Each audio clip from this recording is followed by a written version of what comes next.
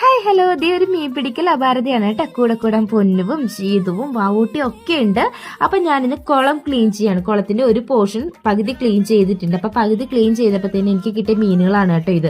അപ്പൊ നമ്മൾ ഇതിനെ പല സമയത്തായിട്ടാണ് കേട്ടോ ഇട്ടിട്ടുണ്ടായിരുന്നത്. ഈ നട്ടറിനെയൊക്കെ നമ്മൾ ജൂണിലും ആഗസ്റ്റിലും ആയിട്ടാണ് ഇട്ടിട്ടുണ്ടായിരുന്നത്.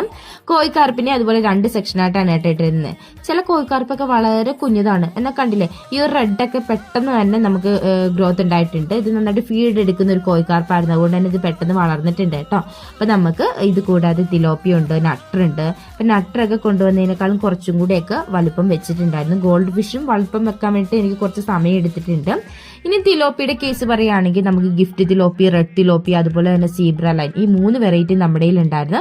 കമ്പാരിറ്റീവ്ലി നോക്കുമ്പോഴത്തേനും ഗിഫ്റ്റ് തിലോപ്പിയാണ് കേട്ടോ. ടേസ്റ്റ് വൈസ് എനിക്കറിയില്ല. അതർവൈസ് നമുക്ക് പെട്ടെന്ന് വളർന്നത് നമ്മുടെ ഗിഫ്റ്റ് തിലോപ്പിയാണ് കേട്ടോ. പെട്ടെന്ന്, അതായത് നമ്മൾ ജൂൺ 15 സിലോപ്പിനെ ഇട്ട് നമ്മൾ ഡിസംബർ ഒക്കെ ആയപ്പോൾ നോക്കിയപ്പോൾ അത്യാവശ്യം നല്ല വലുപ്പമുള്ള സിലോപ്പി ഉണ്ടായിരുന്നു. പെട്ടെന്ന് നമ്മളിതിനെ കൊണ്ടിട്ട് 2 ദിവസം കൊണ്ട് തന്നെ നന്നായിട്ട് ഫീഡ് എടുക്കുന്നുണ്ടായിരുന്നു. പിന്നെ നമ്മളുമായിട്ട് പെട്ടെന്ന് ഇണങ്ങിയിട്ടുണ്ടായിരുന്നു നമ്മുടെ ഗിഫ്റ്റ് തിലോപ്പി. നോക്കി, ഗിഫ്റ്റ് തിലോപ്പിനെ കണ്ടില്ലേ, ഇതാണ് കേട്ടോ. അത്യാവശ്യം ഇതിലും സൈസുള്ള മീൻ നമ്മുടെ കയ്യിലുണ്ട്. ഇനി സീബ്ര ലൈൻ ഒന്ന് കാണിച്ചു തരാം കേട്ടോ. ഒരു പള്ളത്തിയുടെ വലിപ്പം അത്ര മാത്രമേ നമ്മുടെ ഈ ഒരു സീബ്ര ലൈൻ ഉള്ളൂ കേട്ടോ. അപ്പൊ നമുക്ക് മീനുകളുടെ പുതിയ വിശേഷമായിട്ട് മറ്റൊരു വീഡിയോയിൽ വരാം. ടാറ്റാ.